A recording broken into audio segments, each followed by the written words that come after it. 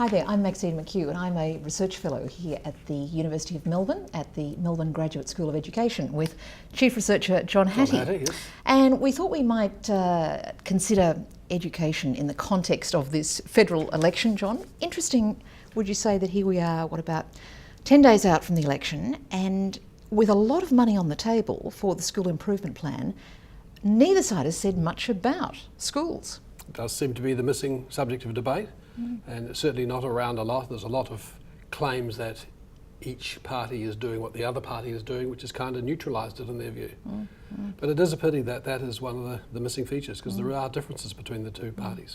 As I say, there's something like $15 billion on the table, and of course this started with the work that David Gonski did, which is now transmogrified into the National School Improvement Plan, and certainly on the eve of the election the coalition pretty much signed up to this. But what do you make of it? I mean, when you look at where that money is, it's interesting to say that it's not really until year 5, 6 that the big dollars kick in, is it? Correct. It's very small in the early days. I think the first thing is the way in which the federal government is starting to play a massive role in education. We saw this with the Whitlams, with the higher education many, many years ago, and now there seems to be a new trend of going towards national curricula, national standards, national assessment. And the scary part of that is, what if we're wrong? Under the current system, we've got 7 chances of getting it right.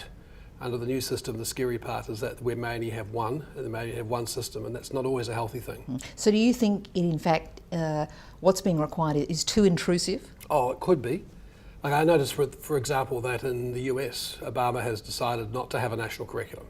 He has a common core where many states have joined, but he's been quite keen that not every state joins, because his argument is that if we do it once and get it wrong, we're in big troubles. That's my worry in Australia, is that we will have a one-size-fits-all, and it may not be the best size. It's also mean it's very much harder for the people in the coalface, the teachers in the schools, to have any influence anymore, whereas they could have when it's at the more state level. I think that's one of the things about the national plan that should remain a concern. So assuming that the money will flow, Yes. Whatever the result after September 7, what is the best use of that money? I mean, you constantly talk about the importance of every child getting a year's learning for a year's work. How do we ensure that that extra money helps to achieve that end?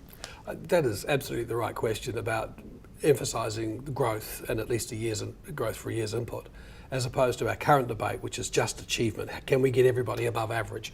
Which is not going to happen. And so how do we move to that growth?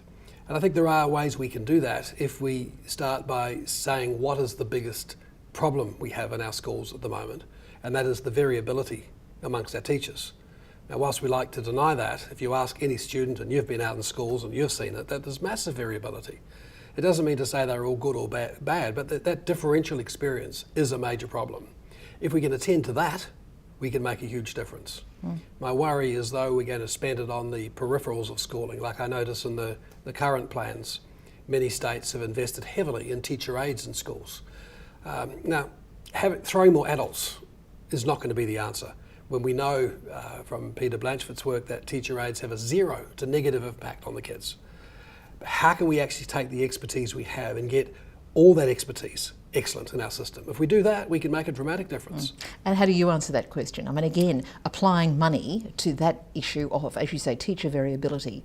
What are the things that you see where schools are transforming along those lines? Oh, I can see some stunning stuff that's happening in our schools in Australia, where principals, school leaders and teachers work collectively to understand their impact they're having on all their students. They share their evidence of that impact, they contest that evidence, they're constantly asking about that, they're going in and helping each other find ways to improve it, they share their students, they share their understanding of their students. Some stunning examples out there, and that's what I'd like to see more of. The problem with that is it costs money, because they're not necessarily in front of the kids all the time. And so how you can bring more expertise in, when teachers have kids in their class they're struggling with, how do you bring expertise in to help them work with those kids? Kids who need second and third chance, we need expertise to deal with that. Certainly any kid that cannot read or do basic number by about age 8 should have had that treatment before they get into the upper primary school years. It's almost too late to fix it then. Those things all cost a lot of money. If we do see a change of government after September 7, one thing that might be on the drawing board would be, if you like, a greater spread across the country of independent public schools. Now, I know you've looked at this area. What's your view on that? Well, the premise of independent public schools is to try and make schools attractive places for students to come to, parents to send their students to make them competitive with the private schools, otherwise why are they independent public schools? And obviously to try and give principals more autonomy to increase the quality of teaching and learning. In the many instances, both in Australia and around the world, where these kinds of programs have been put in place, like charter schools, the independent public schools, they've had virtually no impact on any of those criteria. Yes, the principals think it's going better, but in terms of actual evidence of the differences, it's very tough to see, and I think it's quite frankly, again, another distraction. That we think if we have these kinds of symbols, we're going to make a difference to what happens in the classroom. They're the same teachers as they were before they become independent at public schools. They're doing the same stuff. That's not good or bad, and certainly many of the schools that opt into those kind of schemes usually are doing reasonably well to start with. But that's not the answer for the total system. Let's talk about teacher training, because that's another interesting area where various state governments, particularly New South Wales actually is out in front on this. Where do you think the debate is likely to head over the next couple of years on this issue of who we train, how we train, and for what ends? And I think those will become the big issues, but I think that's where the problem is. Again, it's another distractive debate talking about who gets into teacher education, how we go about training them. And certainly if you look at the many thousands of teacher education institutions across the Western world, one of the most common elements is they're all different. There's no such thing as a core. But everybody passionate believes in those places that they're doing the right thing. We don't have hardly any evidence of the impact of teacher education. And until the teacher education... Which is remarkable in itself, isn't it? Dramatic statement. And in terms of where I'd like to see it go is pressure on the teacher education institutions to demonstrate their impact. We demand that of schools. Why aren't we demanding it off the teacher education? We want to see the impact that their graduates are having on students 2 or 3 years out. We want to see what kind of value is added from as the students come in to go out.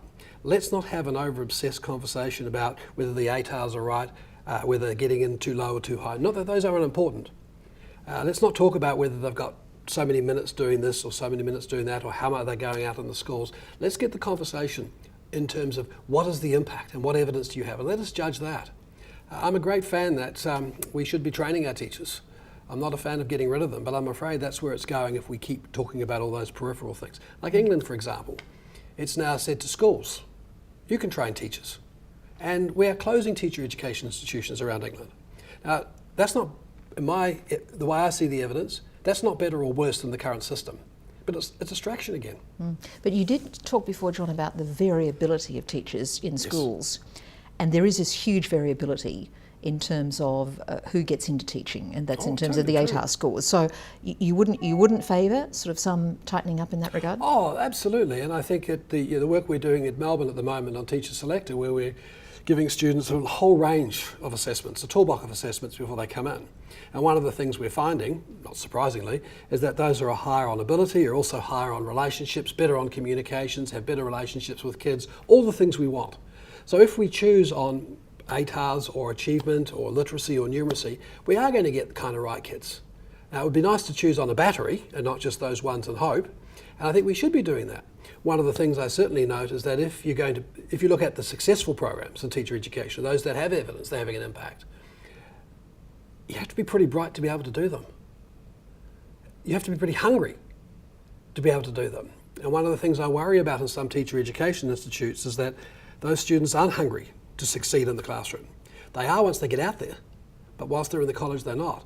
And to have that kind of hunger, to have that kind of investment, you need to be pretty bright to do it. So yes, I do think there is a problem there, but it isn't the main game. The main game is worrying about the impact of teacher education.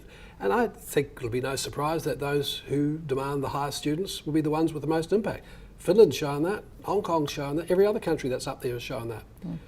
Well, John, thank you for that. I mean, that's I've learned a lot more in this discussion than I have from listening to either side of politics, because, as I say, they've been pretty silent on this issue, certainly in the debating forums. But we'll see what happens. A few weeks left. September 7. But I agree with you. I think there's some very energising activity going on in schools and by committed policymakers and indeed by people in the universities. So, good times ahead. Thank you very much. Thanks, John.